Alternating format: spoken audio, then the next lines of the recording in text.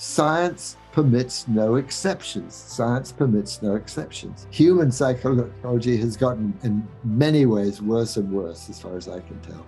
I mean, further and further from factual matter. I think the rejection of behaviorism had a terrible effect. I was very unsatisfied with the philosophy of that method. Skinner's behavioristic philosophy, Skinnerian behaviorism, lacked one absolutely essential feature.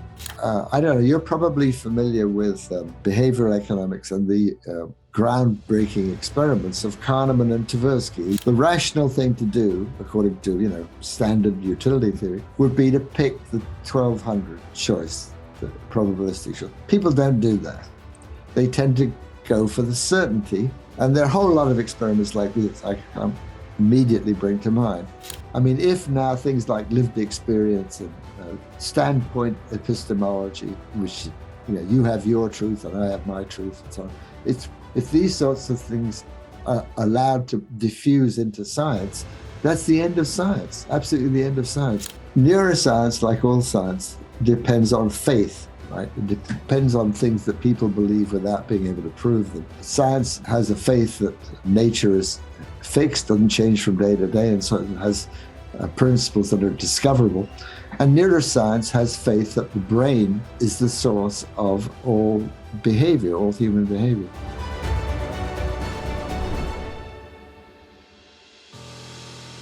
Well, I was born and raised in Britain, in England, mostly in London.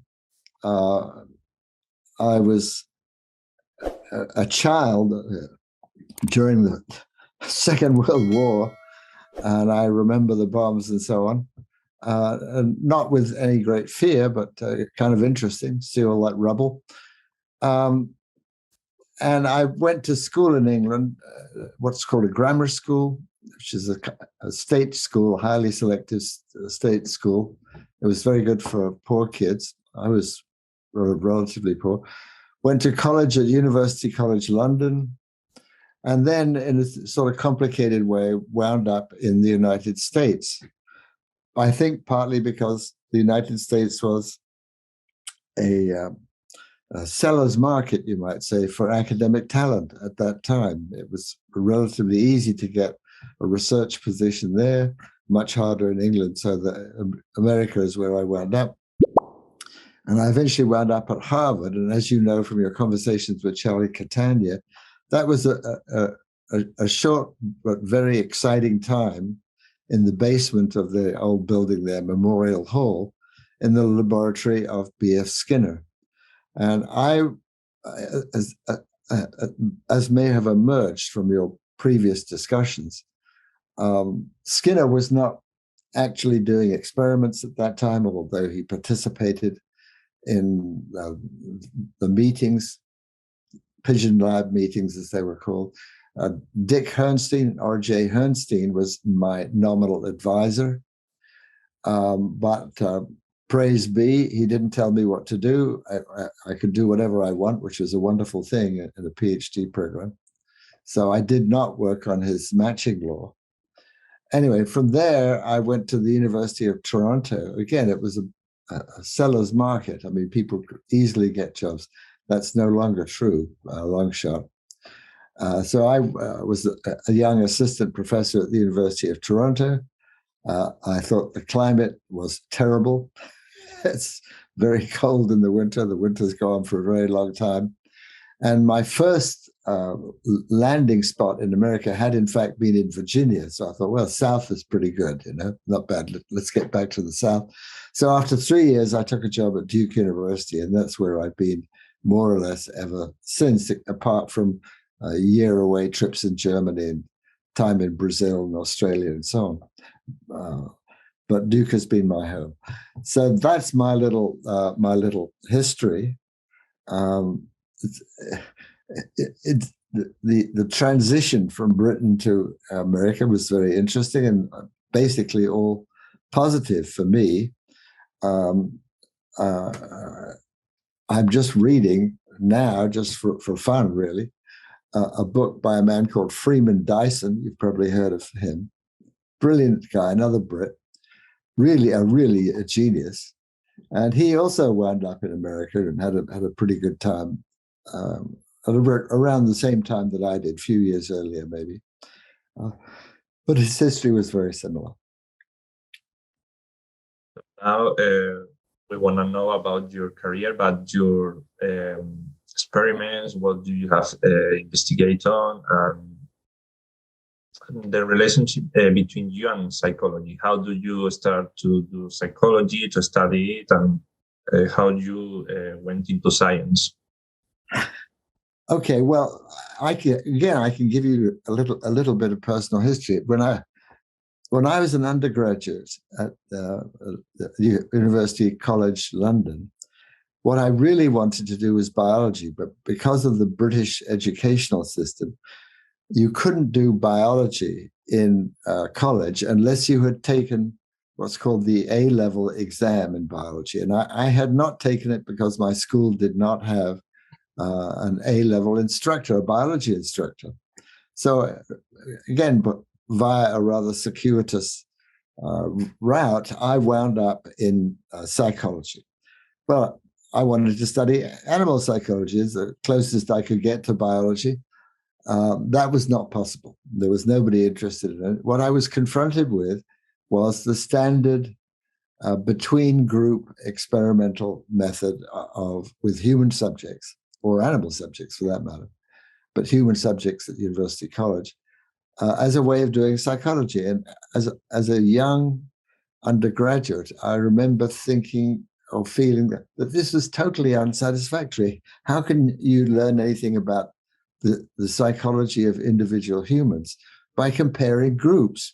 But I didn't really know why it was wrong. It just felt wrong to me, and I tried as best I could to get along with it, but I didn't trust it. I didn't trust the method at all. So when 2 years after I graduated, I wound up at Harvard, I was very excited to see in Skinner's operant conditioning lab that they could do experiments with individual animals. You didn't need statistics, and you could get reliable data, repeatable data from individual animals. So that's what attracted me to the Skinnerian method. That's what attracted me to the Skinnerian method. But as I read more into it, I was very unsatisfied with the philosophy of that method. Skinner's behavioristic philosophy seemed to me extraordinarily unsatisfactory. I mean, I just could not. It seemed to lack something, and what it lacked was, in a way, provided for me by a course that I took at MIT, Massachusetts Institute of Technology, which is close to Harvard, and Harvard students can get credit for courses taken there and vice versa, which was very nice. So I went to MIT, to the famous Building 25, where Pitts and McCulloch, who did wonderful work on neural nets early on, were, and Marvin Minsky and John McCarthy and so on. And I took a course in artificial intelligence. This is a long time ago, before AI was much of a thing. And John McCarthy was a mathematician, a brilliant mathematician. He invented a computer language called Lisp, short for Lisp processing language. And he was a teacher who would have been wonderful for a gifted mathematician, not so great for me as a non-gifted mathematician. But it was a fascinating course, and I did learn something about the logic of automata, of historical systems. And it was clear that from a basic logical point of view, Skinnerian behaviorism lacked one absolutely essential feature. It had the stimulus, right? And the stimulus evokes some kind of response, right? That's a basic behavioristic idea. But intervening between stimulus and response is the state of the organism. In other words, a stimulus will produce a different response depending on the state of the organism. If the organism if a pigeon, let's say, is confronted with a red key, which tells him if you peck, you get food, the response will be different depending on whether he's hungry or not. right? So at the most elemental level, motivation is a state variable. So I proposed, as a graduate student, I still have copies of the sort of purple mimeograph paper that we used in those days to duplicate stuff. I proposed that to apply this method or this logic to behaviorism. And in the 3 weeks that we had B.F. Skinner as a teacher, and it made essentially zero impact. I mean, Skinner was very tolerant, but he didn't say much about it. I mean, he wasn't madly critical or anything. So it as David Hume said about his great treatise on human nature, it fell dead born from the press. wasn't a great hit, but I have written about it several times since then. And the new Behaviorism book, which is now in its 3rd edition, has a long section on that. And I think with that addition, Skinnerian behaviorism makes at least logical sense and provides a reasonable framework for the study of behavior. In that book you are commenting now, new behaviorism. Well, you made a review about the history of behaviorism, and you gave your critical opinion about radical behaviorism and all that you are saying now. But could you develop more that idea, that those ideas you wrote there? You want me to say a little bit about criticism of radical behavior? I'm happy to do it. I mean, Skinner, well, I wrote a lot about this in the book too. Skinner was always concerned more about human beings than about animals. He used animals in a very creative way as a model for human behavior. He could demonstrate effects and principles there which you couldn't do with people for ethical or practical reasons. But his aim was always control. He was a natural successor to John B. Watson, who also was interested in control. And I think that limited his work in many ways, because he really wasn't interested in anything beyond the principle of contingent reinforcement. Or if you make a positive reinforcer contingent upon some item of behavior, it will be strengthened. And this general principle can be applied everywhere. If you go to YouTube, you can find all sorts of people who show how you can use giving treats to train a dog, right? And a lot of people, when they walk their dog, they have a pocket full of little treats to give him to reinforce his behavior. And indeed, you can train a dog with treats to do the kind of thing that you want him to do, all right?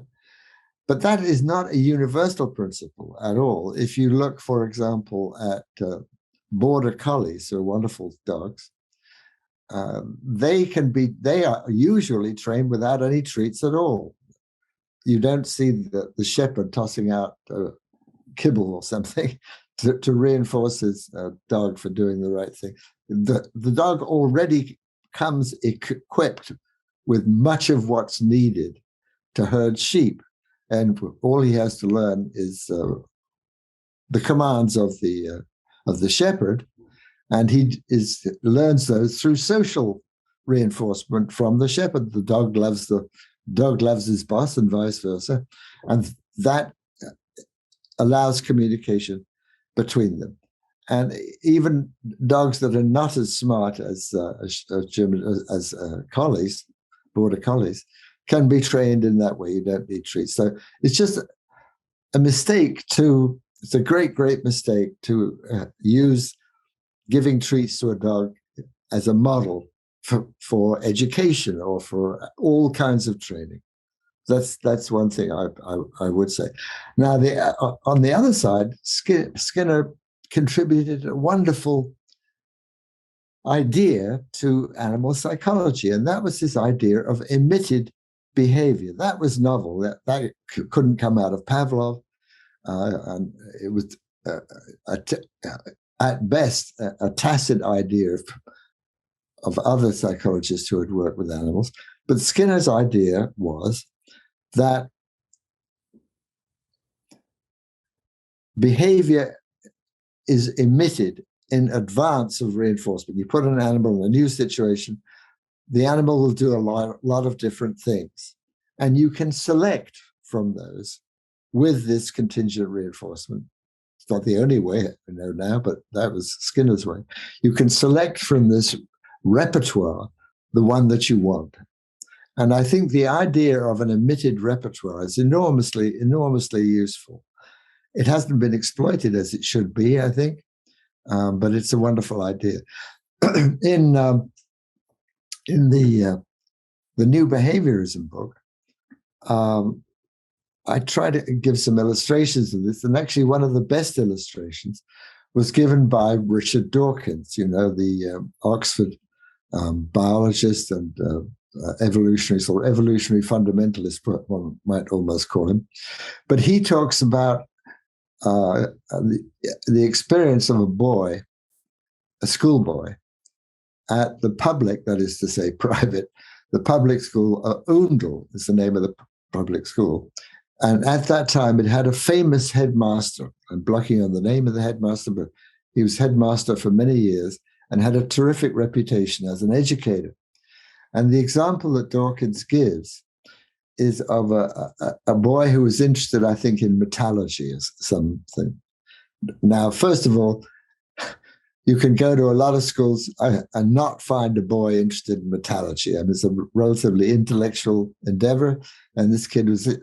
The atmosphere of the school had induced him or supported him in his interest in metallurgy. Well, he wanted to find some books to read about it. He didn't have time in the day, and he went to the library at night. And apparently, it was a characteristic of this headmaster that he didn't lock doors so that anybody could get into the library at any time. It's a boarding school; kids were living in the school. So this kid, late at night, went into the library and started studying some book on metallurgy. And the headmaster, I think his name was Sanderson, found him there when he should have been in bed, studying this book, and yelled at him, berated him for his misbehavior. He shouldn't have been there, he should have been in bed and so on.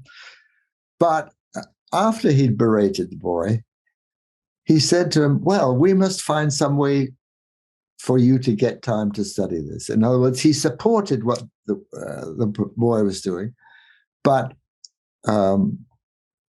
berated him for criticizing him, or punished him mildly for breaking the rules. Now, what Dawkins goes on to say is the atmosphere that Sanderson had created in the school produced this kind of repertoire. He doesn't use the word repertoire, but had produced this kind of repertoire in these kids. They wanted to learn things. That's a part that is omitted from the radical behaviorist view of learning. The only way a repertoire is created in that scheme is through successive approximations, through reward of approximations to the final behavior that you want, right? Shaping, as it's called. But behavior such as the example from the schoolboy at Oundle, you can't shape that behavior because you don't know what it's going to be.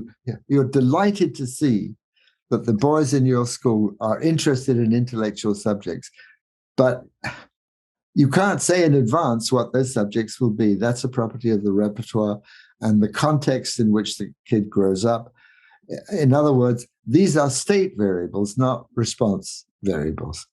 And I think that's a big omission from Skinner's scheme. Suppose one of these with this boy, and you talk also about animals, about dogs, about if they are hungry or not, and we know that you you were ethology. So we could know your opinion about if you think that the actual psychology has forgotten all the part of the animal behavior, and if it's necessary to look more to the part of the animal research. Okay, so I want to be clear. You're asking what are the implications? What are the implications of animal psychology for the psychology of humans? Is that what you're asking? Yes, more or less. We know that a lot of experiments were done with animals. So could be that experiment different if they are treated with humans, or maybe we could find other things, or what's the how to say it? What are the implications? Or? Yes, about the animal psychology in human psychology, in your opinion. Well, I mean, I think the implications are that animals and human and non-human animals obviously are pretty similar. I mean, human beings react to positive reinforcement in much the same way that animals do. The big difference is that, well, obviously many differences, but one big difference is in the repertoire available to humans. Humans have, of course, a verbal repertoire as well as other kinds of behaviors. So they have a much larger repertoire than animals. And second of all, they can contemplate the future. I mean, the only way an animal can contemplate the future is if it has actually experienced it. So if you, I'm not sure this is a great example, but it's one example. Suppose you take a pigeon that has learned to peck a key to get food, but nothing else. It's just gotten maybe 50 or 100 reinforcements, enough to learn to peck the key. And now you put it on a reinforcement schedule called a fixed interval schedule, okay, where it's only the first peck after 2 minutes, let's say, which produces the food. Well, initially, when it does get the food, you get a burst of responding. It's strengthened and so on. But if you repeatedly do that, pretty soon the effect of a reinforcement is a pause. The animal quits responding. So in some sense, it is anticipating the future. But as I say, the only way you can get an animal to anticipate the future is to have him experience a particular history. Whereas people, you can just talk to them about it. You can just say, well, you're not going to get your paycheck until you finish the work or whatever. You can give them verbal instructions. So that's a huge difference. The problem is that the rather simple situations you can study with animals don't easily extrapolate to people. And again, I'm not sure I have anything very profound to say about this, but one thing seems to me to be missing. I mean, with animals, you can raise animals in different ways. You can give them different histories of reinforcement, and you can see how they differ. You can't do that with people, right? You can't. First of all, the time scale, the research is on the same time scale as the subject he's studying, so he's not going to get much output from it. There's just no way to do it. And there are, of course, obvious ethical problems. You can't take 1,000 young people or babies and raise them in 1,000 different ways and compare them. I mean, it's just not possible. So that is one reason to study animals, is you have much more freedom in what you can do to them. The restriction is they are much more restricted than human beings. So one thing I've always wondered, I don't think anybody's ever done this, although it seems like a fairly straightforward thing to do. And I'm changing the subject a little bit from reinforcement theory to development, to ontology. Nobody seems in an orderly way to have studied the biographies of people, preferably autobiographies, but any kind of biography, to see if there are any generalities you can make about the right way to raise children, for example.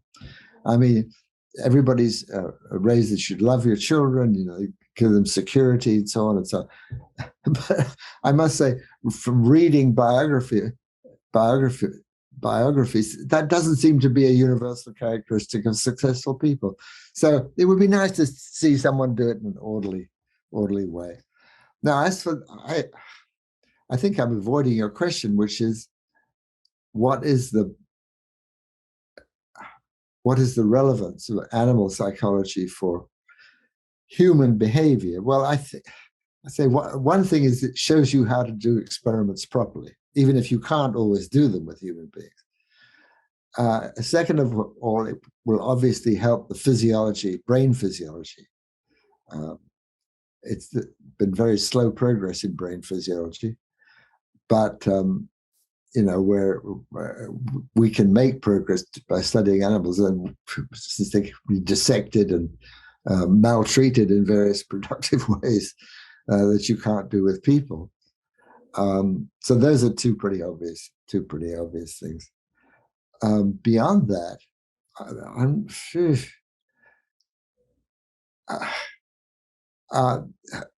I could comment on human psychology, which is a terrible mess. Well, I'll give one example, just because it's on top of my mind, of the problems with human psychology, and they're again to do with the use of groups. Groups are used because you can't do certain kinds of experiments to people. They're used because you're studying irreversible effects, non-repeatable effects, so you have to do it with a fresh group in order to repeat it, and so on. But this struck me a few years ago. I don't know, you're probably familiar with behavioral economics and the groundbreaking experiments of Kahneman and Tversky. Are you guys familiar with those? Yeah? More or less. Yeah. Well, I mean, these two guys, Tversky unfortunately died relatively young, but Kahneman's still around, did these very, very clever experiments in an effort to understand the laws of human choice, which of course is a big subject for animal research too, it's choice. And what they did was ask people to choose between alternatives to see if there are any sort of general principles that would come out of it. For example, if you give people a choice between $1,000 for sure or $2,000 with a probability of 0.6, which is to say an expected value of $1,200, the rational thing to do, according to standard utility theory, would be to pick the 1,200 choice, the probabilistic choice. People don't do that. They tend to go for the certainty. And there are a whole lot of experiments like this I can't immediately bring to mind. But for an experiment like the one I just gave you, the conclusion is drawn that humans are risk averse, or they prefer certainty or something.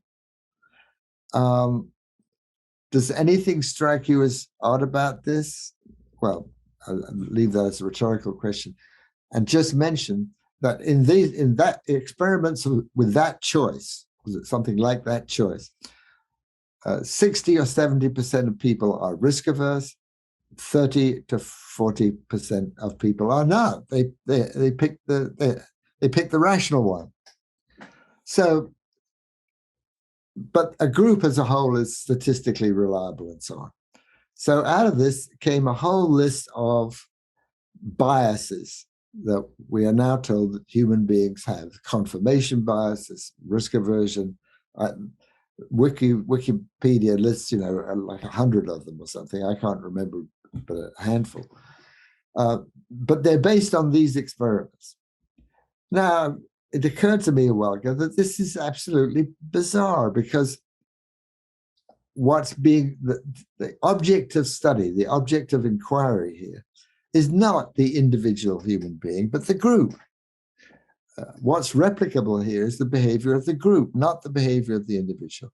So it's really wrong. It's epistemologically incorrect to say, based on these group studies, that human beings show confirmation bias.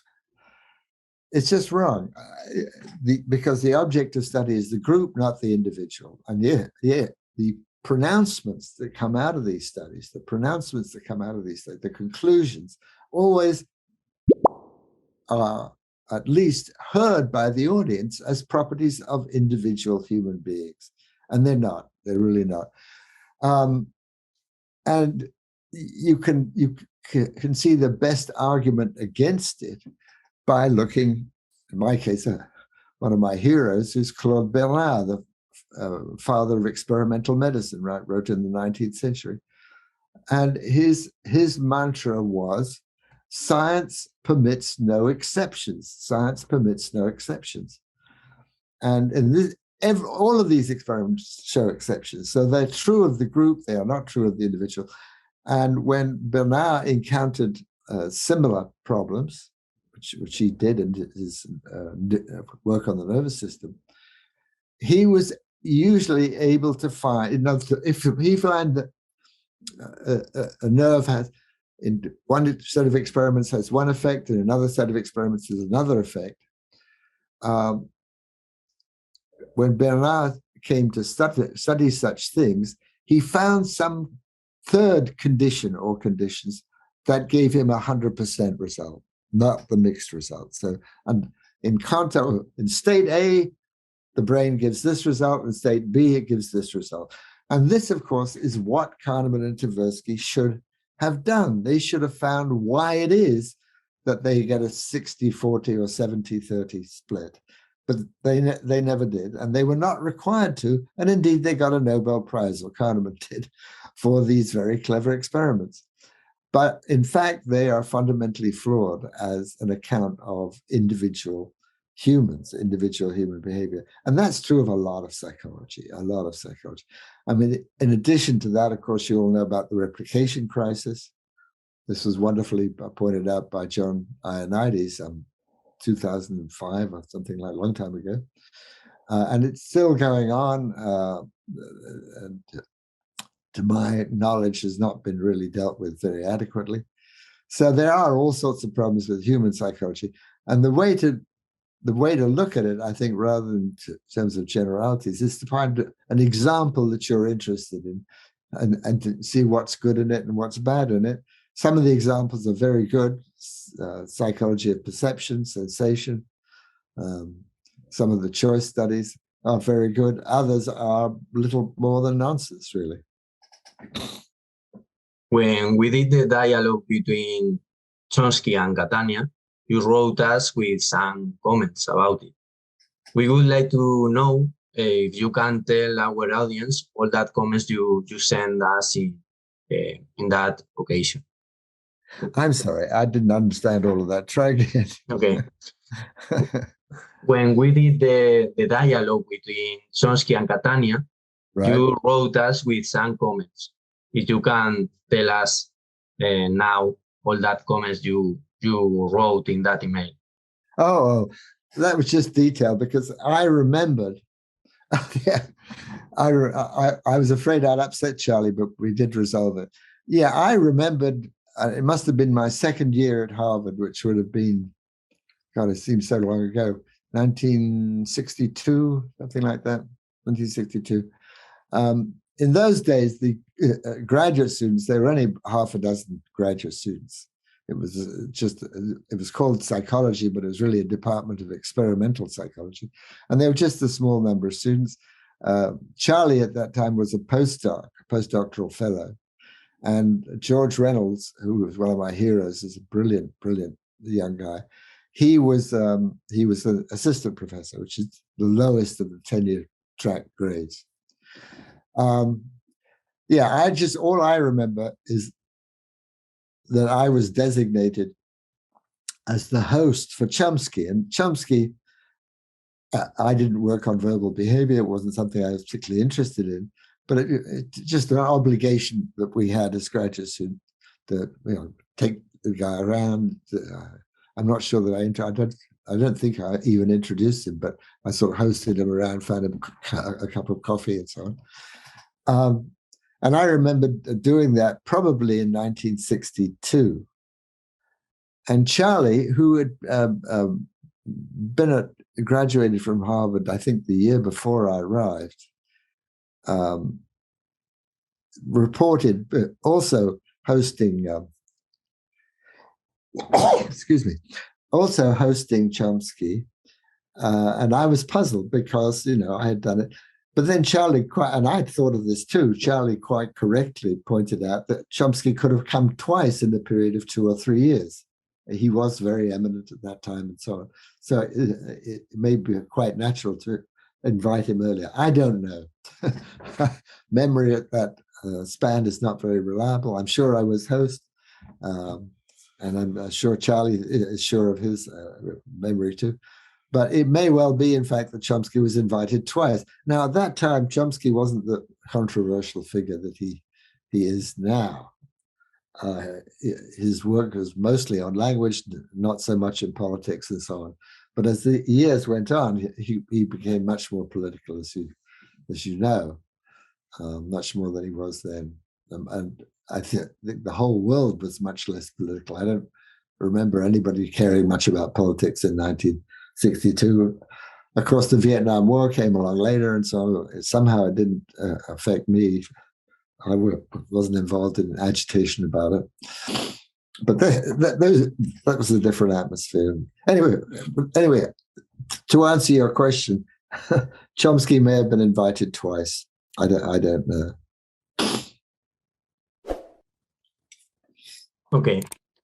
Some years ago, you wrote an article with Virginia Simmerhoff about superstitious behavior. Oh, yeah. What do you think that can be useful already nowadays of that article? Well, that was a wonderful experience writing that article. Ginny Simmelhag, who didn't graduate with me, she was an undergraduate. She was an undergraduate in what's called the general program at the University of Toronto, which is my first job. And I remember being rather horrified. At Toronto, they had 2 programs, a general program and an honors program. And the kids in the general program were supposed to be less smart than the kids in the honors program. But Ginny was a wonderful student and a wonderful scientist, a wonderful observer, actually. And so she was my collaborator in that experiment. She left Toronto before graduating, getting her graduate degree, but she did eventually get it.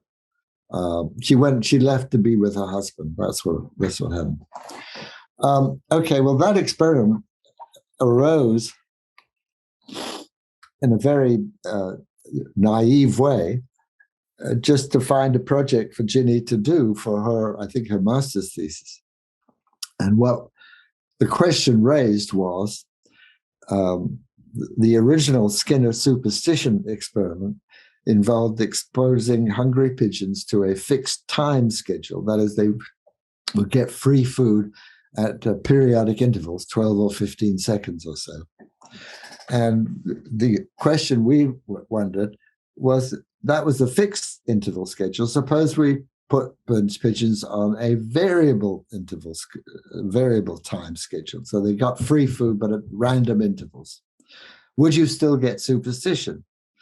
And there was absolutely no theoretical issues involved. I mean, I was just curious to see what would happen. You could make arguments that they should show superstition and arguments that they shouldn't. So the question was to see what we actually got. And what we got, and we did a replication of Skinner's experiment too, as a comparison. And what we found was some things that were very, very different from what we expected based on Skinner's data. In the first place, there was not just a single category of responses that the pigeons showed after they'd had many repetitions of this fixed time schedule.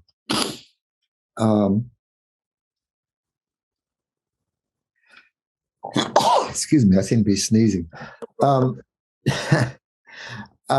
This is not a reaction to the experiment, I don't think, but it may be. Anyway, Anyway, so what we found were there two kinds of activities. There were activities, if we looked at it, and Jenny watched the pigeons very carefully and time tagged every couple of seconds what they were doing. So we had a continuous record of their behavior. It was all observational, nothing automated.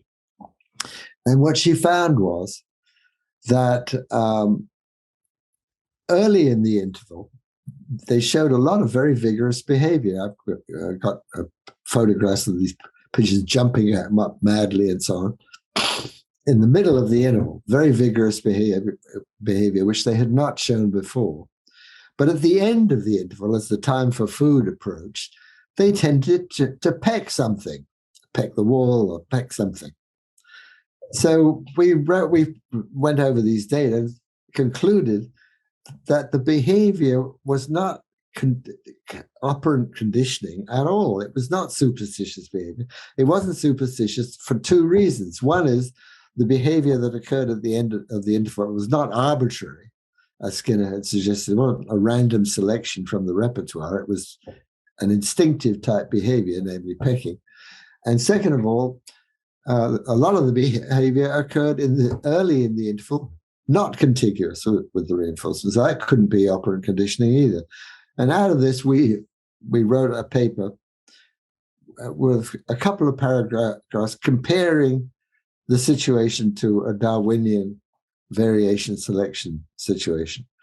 Darwinian model is organisms vary, the successful ones take their mutation into the next generation, and so on and so on. So variation and selection was our model. Well, a very nice thing happened, I'm sure, for rather unlovely reasons.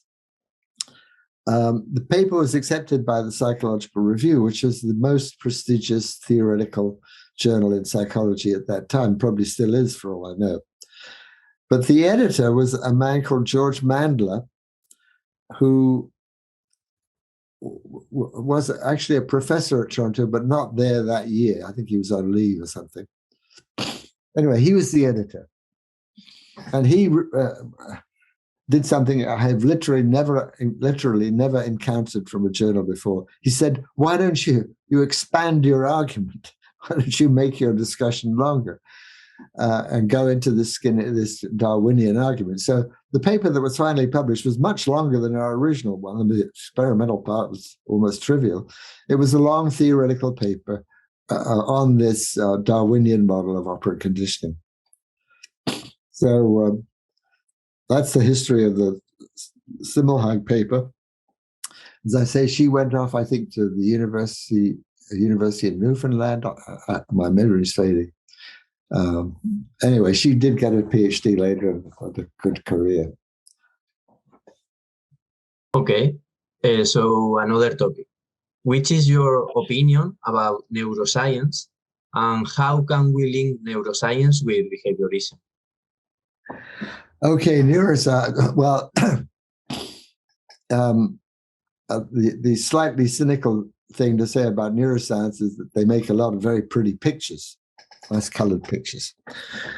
But I am embarrassed because I am not up with current neuroscience. I've been writing about other things. This other book I mentioned is called Science in an Age of Unreason, and it's an examination of the state of science,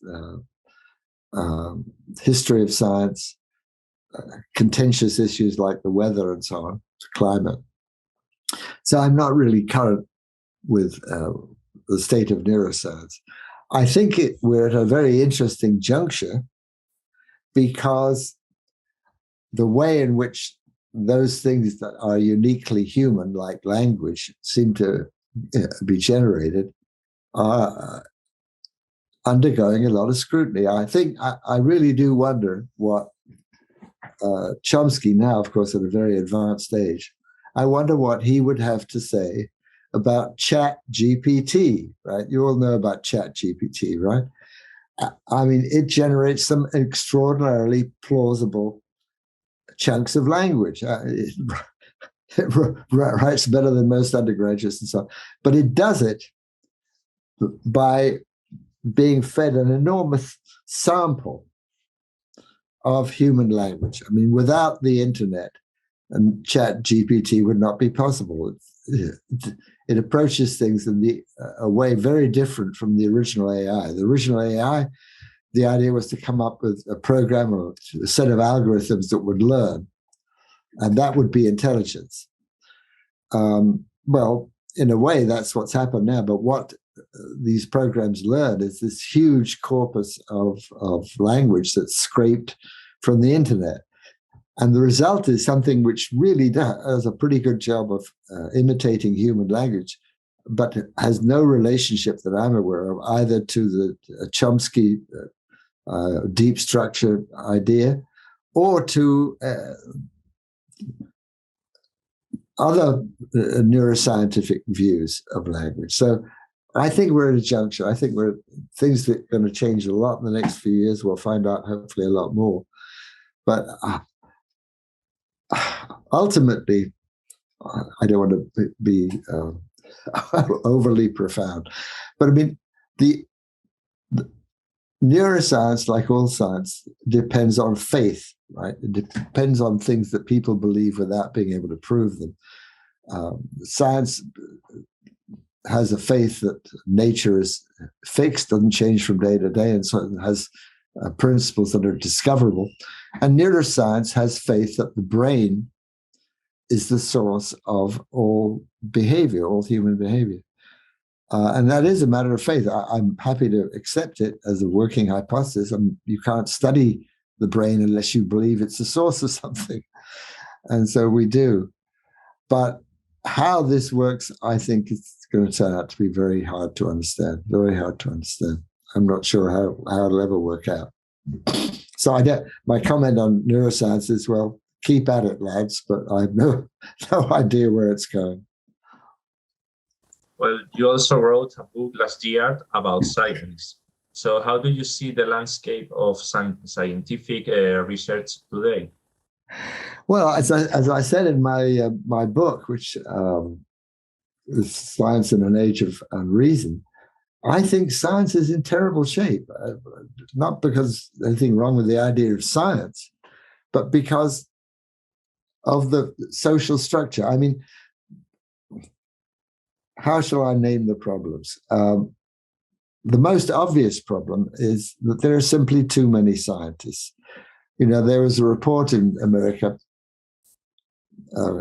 called Science, the Infinite Frontier, Science, the Endless Frontier. Vannevar Bush, who was the guy who started the National Science Foundation, wrote this report after the Second World War, and it convinced a lot of people that there was indeed an endless frontier. Well, I think it's become obvious that there is a lot of frontier that's growing, but it's not endless. It's not infinite. So it's not the case. I mean, if you want to produce widgets, then and a widget is made, one widget is made per worker per hour. If you double the number of workers, you double the number of widgets, right? I mean, that's the nature of production process. It is proportional to the resources you invest into it. It's by no means clear that science is like that. It's not the case. But if you double the number of scientists, you double the number of scientific discoveries. No. For several reasons, at least two reasons. One reason is that the number of soluble problems at any moment in time is not indefinite. It's not indefinite. You can be very unlucky, like the guys who were trying to transmute base metals into gold, right? They were ahead of their time. I mean, we can, at very high cost, transmute base metals into gold by nuclear methods, but it was impossible in the Middle Ages. So they had a reasonable idea, but an impossible problem. There are problems like that now that you want to do something, the means that we have available are inadequate. So there are only a certain number of soluble problems, right? And it's a luck. It's one of the main features in solving. I just sent my young grandson a couple of books, as he's beginning to enter college or about to enter college. And one of them was the book called The Double Helix. Have you all read The Double Helix? Have you ever read The Double Helix? No? Oh, you should, man. You should. It's written by James Watson, who, with his collaborator, Francis Crick, won the Nobel Prize for discovering the structure of DNA. Right? The double helix is the name for the structure of DNA. And the story of how they did it, I mean, this is a soluble problem.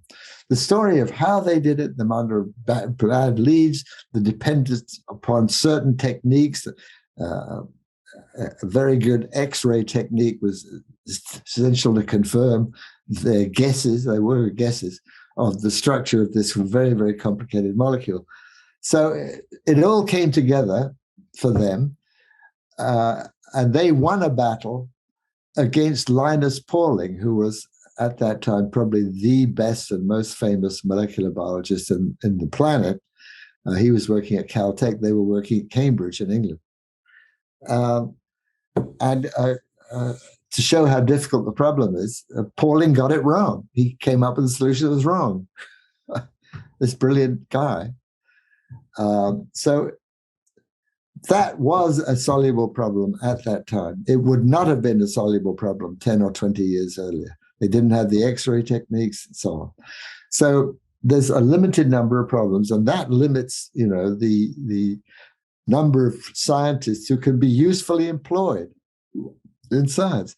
But the money devoted to science has now grown so large that I think they seem to be having trouble finding places to put it. For example, I found that the National Science Foundation, which is devoted to science, has given my own university something like $10 million in order to increase the number of women in computer science, Now, there's no evidence that women are discriminated against in computer science. And there's no evidence that they do a better job of it, computer science, than men do. So it indicates a superfluity of money as far as I can see. There are political pressures in this direction, and they have the money that allows them to indulge them. So there are too many scientists. And the result of too many scientists is that the pressure, the career pressures on them to publish are very strong, right? Probably if they were to do honest experiments across the whole range of behavioral science, a lot of them would fail, because most experiments do fail. They just don't work. But you can't publish a failed experiment. And indeed, that's sensible, because there are so many failures that journals would be flooded if they published every failure. So what has happened is that the standards for publication have been gradually eased. Hence the replication crisis, to the point that scientists are now being instructed or coerced to do what they should well know anyway. In other words, for example, you shouldn't write up an experiment as a test of a hypothesis that you, in fact, found out to be statistically significant by accident. You shouldn't write your whole study up as if that was where you started. It's called p-hacking, I think. So there are a lot of problems like this. Now, there are other problems too. My little book starts with a debate between me and the evolutionary biologist, when I basically supported the idea that in behavioral terms, secular humanists are no different from religious people. Both religious people and secular humanists have moral beliefs which they can't prove by science. And the reason is science can't prove or can't establish any moral beliefs. David Hume, greatest philosopher of the Enlightenment, probably, said reason is always in the service of the passions. A fact is a fact. It doesn't tell you what to do about it. You have to have a motive from elsewhere. And this got me into quite a rancorous debate with this evolutionary biologist who an evolutionary biologist who I respect, and we finally worked it out. But that's a common feeling among secular humanists, atheists, that their beliefs somehow are immune from the kind of attack that religious beliefs are subject to. So that's one topic of the book. So I go on about that. There are 2 chapters on the climate issue, which is still, to my mind, rather unsettled. My reaction to the climate issue years ago was the same as Freeman Dyson's. He's a climate skeptic, not because he's an expert in the facts. He's a mathematician, he's not a climate scientist, but because of the emotional attitude of the people who defend it. In other words, and I encountered this too when I sent a draft of this chapter, which I had done with the guy who really knows something about it, my friend Peter Morecambe. When I sent a draft of this chapter, these 2 chapters, to a climate scientist that I knew, he wrote a very hostile letter back saying, basically, keep in your lane. You're not a climate scientist. You're not qualified to talk about it, which is a totally illegitimate attitude for a scientist. If you can't explain even quite complicated ideas to other people, you either don't understand them or don't want to understand them. I don't know. But you can, Richard Feynman, the wonderful physicist, is an example of someone who could explain even the most complicated ideas in quantum mechanics to a general audience. He's a marvelous teacher and writer. If you're interested, I recommend you read his little book QED, which stands for Quantum Electrodynamics, which is totally free of mathematics, but it explains the basic idea in a way that could be understood by anybody. So anyway, that's what roused my interest, was the defensiveness of people on the climate change or global warming side. And so Peter Morecambe and I reviewed data on the frequency of tornadoes and bad weather events, the accuracy of models, all of that in this climate science area, and found that there's a lot of uncertainty. And since then, other good books have come out. A guy called Kunin has published a book about it. He's a physicist, an expert in the area, actually. So I think there's a lot of skepticism, and the fact that the whole world is being pointed in this cataclysmic direction could not be more wrong. If you want to make a major conclusion, you better have major evidence, and they don't have major evidence, as far as I can tell, anyway. So that's, I think, maybe a couple more things I could say about this. That we read about the climate war. Then there's a long section on social science, which deals with the fact that social science is all split up now into 50 different areas that don't talk to one another, so that the keep in your lane mantra that I just mentioned applies with a vengeance in social science. So if you're working in gender studies, for example, you will not get any, you will not communicate at all with people in other areas of social science.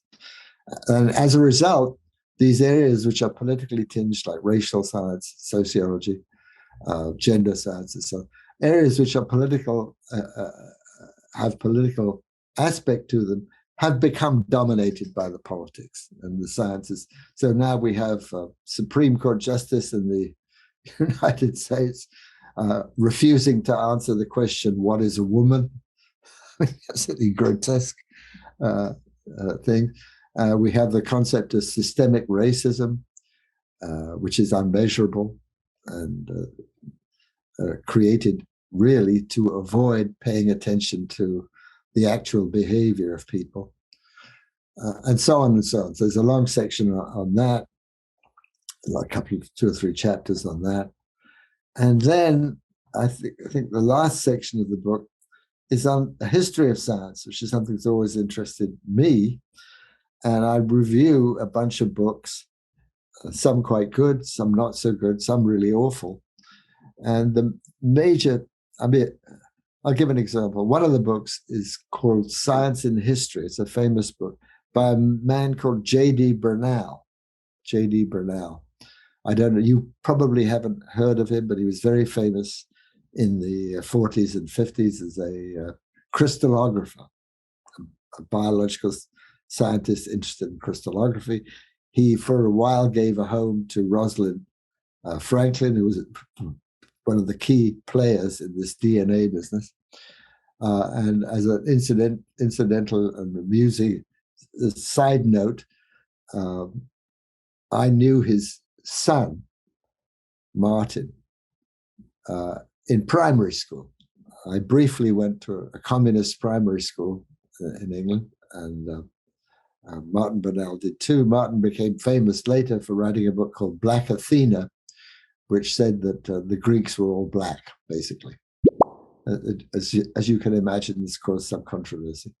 But he's a very bright man, learned a lot of ancient languages and so on and so on.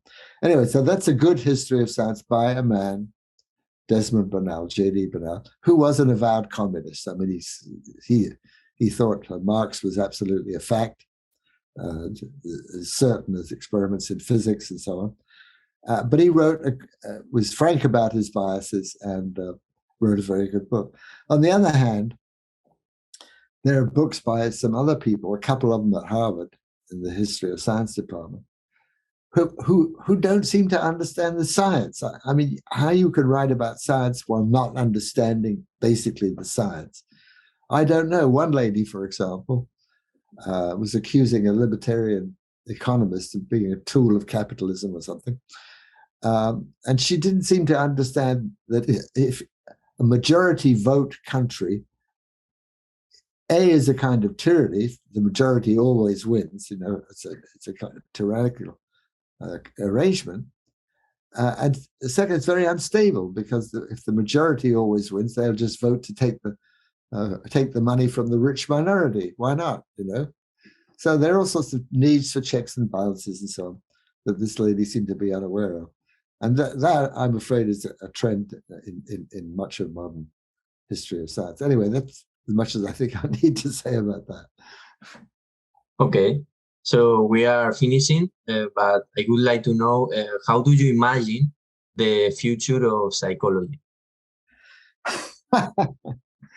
Well, how do I imagine the future of psychology? I really don't know. I really do not know. I think human psychology has gotten, in many ways, worse and worse, as far as I can tell. I mean, further and further from factual matter.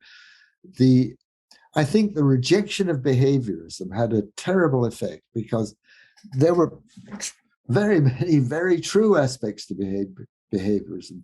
The facts of science are always third-party facts. In other words,